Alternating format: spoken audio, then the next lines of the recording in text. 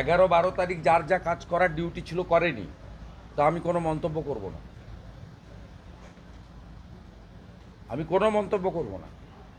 11 এবং 12 তারিখে যাদের যে ডিউটি ছিল করার তারা করেননি। কে করেছে, কেন করেছে, কিভাবে করেছে মানুষ জানে। গ্রেটফুল টু ক্যালকাটা হাইকোর্ট, ছুটির দিন খুলে তারা যা করার করেছে। আর ইনিশিয়ালি ওখানে যে 11 তারিখে বিএসএফের 300 জওয়ান তারা অন হিউম্যানিটেরিয়ান গ্রাউন্ড এবং ডিএম বাধ্য হয়েছেন যখন পুলিশ ফেল করেছে। All credit goes to 11th BSF আর 12 তারিখ ক্যালকাটা হাইকোর্ট। মানুষের কাল থেকে যেহেতু আমি পিটিশনার, আমি 100-150 মেসেজ পেয়েছি নর্মাল মেসেজে, যেহেতু ইন্টারনেট বন্ধ আছে, আর আত্মীয়রা পাঠিয়েছে যেখানে নেট আছে। একটাই তাদের বক্তব্য ছিল যে আগামীকাল আরেকটা শুক্রবার, আমরা প্যানিকড। আপনি দয়া করে কলকাতা হাইকোর্টে আপনার আইনজীবীর মাধ্যমে অনুরোধ করুন যাতে প্যারামিলিটারি ফোর্সেস আরও বেশ কিছুদিন এখানে থাকে এবং এনআইএ তদন্ত হয়ে প্রকৃত দোষীরা গ্রেপ্তার হয়। কারণ এখনো পর্যন্ত যে গ্রেপ্তার হয়েছে তারা প্রকৃত দোষী অধিকাংশই নয়। তৃণমূল কংগ্রেস তারা সংখ্যা দেখানোর জন্য পুলিশকে কিছু কিছু লোককে তুলে দিয়েছে। প্রকৃত দোষীরা গ্রেপ্তার হয়নি। কোত্থেকে বোমা, গুলি, বন্দুক এলো, পুলিশের রোল কি ছিল, এগুলো কোনোটাই ইনভেস্টিগেশন হয়নি। অর্থাৎ আমি 11-12 তারিখ যারা কর্তব্য পালন করেনি তারা 17 তারিখে কি বলছেন তার আমি উত্তর দেবো না। I am not interested. একটা বিষয়, মানে হঠাৎ করে রাজ্যপালের এই বোধোদয় আজকে সকালবেলা থেকে তিনি বলছেন আমি মন্তব্য করব না। উনি কেন্দ্রের প্রতিনিধি, আমি ভারতীয় জনতা পার্টির একজন কর্মী এবং এমএলএ। আমার এটা নিয়ে বলা, আমার যে মনের কথা, এটা বাইরে প্রকাশ হলে বিতর্ক হবে, আমি বলবো। কিন্তু আজকে এসএসসি নিয়ে সুপ্রিম কোর্টের যে সিদ্ধান্ত, সুপ্রিম কোর্ট 31শে ডিসেম্বর জটিল হয়ে গেছে। প্রথম কথা হলো, যারা যোগ্য তারা চেয়েছিলেন তাদের চাকরি বাঁচাতে, কিন্তু ফাইনালি তারা 9 মাস বেতন পাবেন, কিন্তু তাদের পরীক্ষায় বসতে হবে। পরীক্ষা করাবে কারা? দুর্নীতিগ্রস্ত এসএসসি। এবং নির্বাচনের আগে তৃণমূল কংগ্রেস আবার টাকা তুলবে। মে মাসের মধ্যে নোটিফিকেশান, অক্টোবর-নভেম্বরের মধ্যে পরীক্ষা হয়তো করাবে, প্যানেল বের করবে, জয়েনিংয়ের ডেট দেবে 1 তারিখ, যেহেতু 31শে ডিসেম্বর পর্যন্ত এরা থাকবে। এবং এই যে 18,000 অ্যাপ্রক্স সংখ্যাটা আমি এক্স্যাক্ট বলতে পারবো না, তাতে কতজন এই 8-9 বছর ধরে 17-18তে ফ্রেশ অ্যাপয়েন্টমেন্টগুলো হয়েছিল, 16র পর থেকে। 18র পর থেকে তো বিক্রি হয়েছে, 18র পর থেকে জেনুইন অ্যাপয়েন্টমেন্ট হয়নি। প্রথম যে লটগুলো জেনুইন ছিল, তো সেই যাদের ওএমআর তারা প্রোটেকশন পাবে না, আর তারা detach from the exam syllabus, তাদের সে প্র্যাকটিস নেই, থাকতে পারে না। তারা চেষ্টা করবেন, তারা মেধাযুক্ত, 3-4 মাস 2-3 মাস হাতে পাবেন পড়াশোনা করার জন্য। কিন্তু আমার মনে হয় না যারা চাকরি না পেয়ে আবার চাকরি দেওয়ার পরীক্ষার জন্য প্রিপারেশন নিচ্ছেন, তাদের সঙ্গে এদের অনেকে এঁটে উঠতে পারবেন না। আর তৃণমূল কংগ্রেস আবার টাকা তুলবে, সে সুযোগ উচ্চতর আদালত করে দিলেন। আগে চাকরি বিক্রি করেছে, এবারে প্রশ্ন বিক্রি করবে। আমি দায়িত্ব নিয়ে বলছি, এই পরীক্ষার যেহেতু ওএমআর আর টেম্পার করতে পারবে না, শুধু একাডেমিকটাই থাকবে এবং প্রশ্নটা বিক্রি হবে টাকার বিনিময়ে। ভাইপো দোকান খুলবে, সুজয়কৃষ্ণ ভদ্র, কুন্তল, শান্তনুর মতো আবার এজেন্ট নামবে, পার্থ চ্যাটার্জির মাসদ্রোণীর ঘরের মতো কারো একটা অন্য কারো নামে ঘর খুলবে, প্রশ্ন বিক্রি হবে। এবং মিনিমাম 500-700 কোটি টাকা ফেব্রুয়ারি, মার্চ, এপ্রিলে যে বিধানসভার ভোট, তার আগে তৃণমূল কংগ্রেস তুলবে। এবং যোগ্যদের একটা বড় অংশ বাতিল হবে।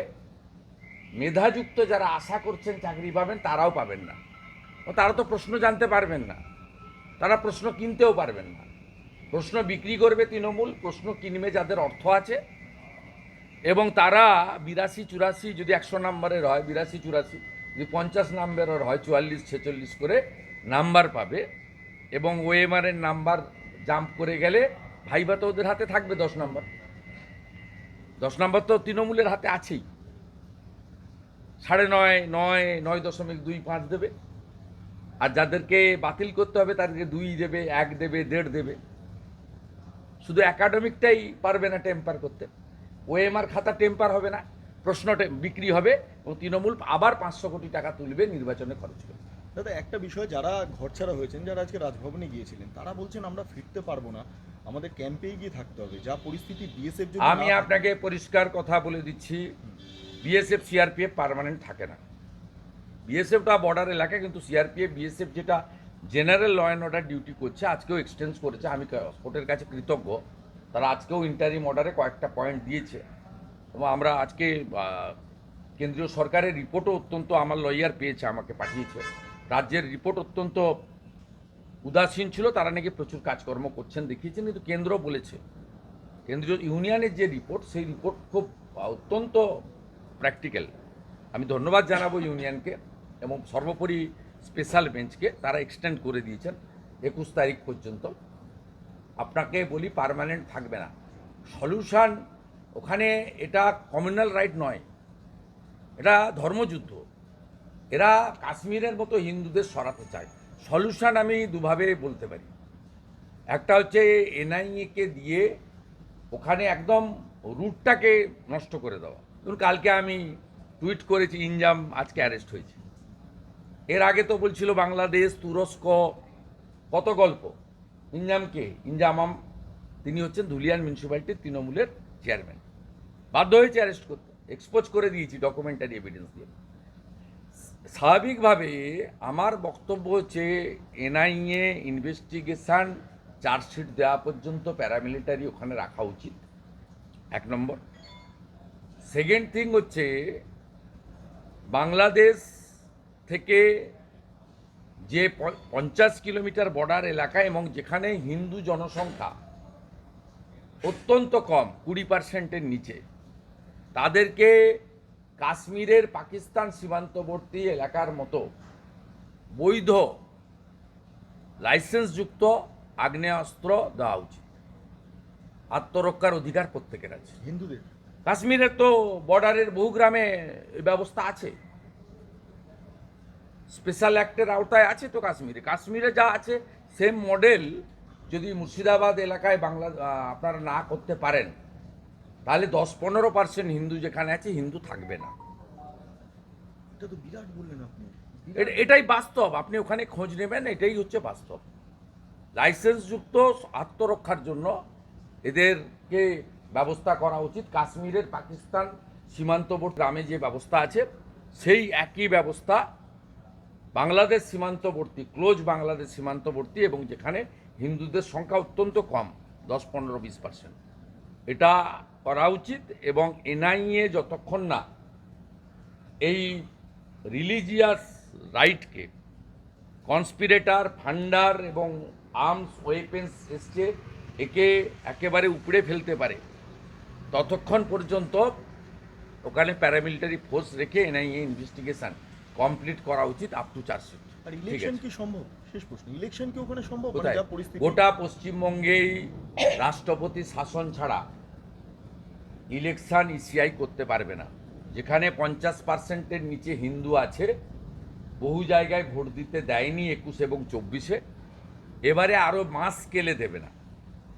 তার মধ্যে শুধু মুর্শিদাবাদ, মালদার একটা অংশ পড়বে না, তার মধ্যে কুচবিহারের দিনহাটা থেকে দক্ষিণ 24 পরগনার ক্যানিং, বাসন্তী, গোসাবাও পড়বে। মানে এরকম ধর্মযুদ্ধ, মানে এটা কি ধর্ম? এটা বাস্তব, আপনি গিয়ে ঘুরে আসবেন, আপনারা গিয়ে ঘুরে আসবেন। এখন তো প্যারামিলিটারি ফোর্স আছে, আপনারা যেতে পারছেন, ঘুরতে পারছেন, ঘুরে দেখে আসবেন। নন্দীগ্রামে যেভাবে পুলিশের গাড়ি চালকের এই খুন, দুর্ঘটনা নয়, খুন। মমতা ব্যানার্জির শান্তির ছেলেরা করেছে। নন্দী মহারাজ তুলে নিয়ে গিয়ে কেটে খেয়ে নিচ্ছে, মাংস বিক্রি করছে। এর 4 দিন আগে গোকুলনগরে করেছে, আমি তো ভিডিও ফুটেজ দিয়েছি। তখন যদি ব্যবস্থা করতে, পুলিশ করেছে কি, দুটো অন্য জায়গা থেকে নন্দী মহারাজ এনে ওখানে ছেড়ে দিয়ে গেছে। পুলিশের উচিত, ওই গাড়ির নম্বর তো পেয়েছে, আমরা তো সিসিটিভি ফুটেজ দিচ্ছি, তো প্রাইভেট সিসিটিভি ফুটেজ দোকানে লাগানো ছিল, করেনি। আমি গতকাল ওখানে বক্তব্য রেখেছি। বুঝতে পারছেন, ষাঁড়ও নিরাপদ নয় মমতার শান্তির ছেলেদের দৌড়াতে। বলছি আপনি একটা পারমিশন পেয়েছেন মিছিলে যুব না, আমি থাকবো ওই মিছিলে। ভবানীপুর বিধানসভা তো, ওই জন্য পারমিশন দিচ্ছিল না। আমার এটা 83তম হবে কোর্ট অর্ডারে হাঁটা।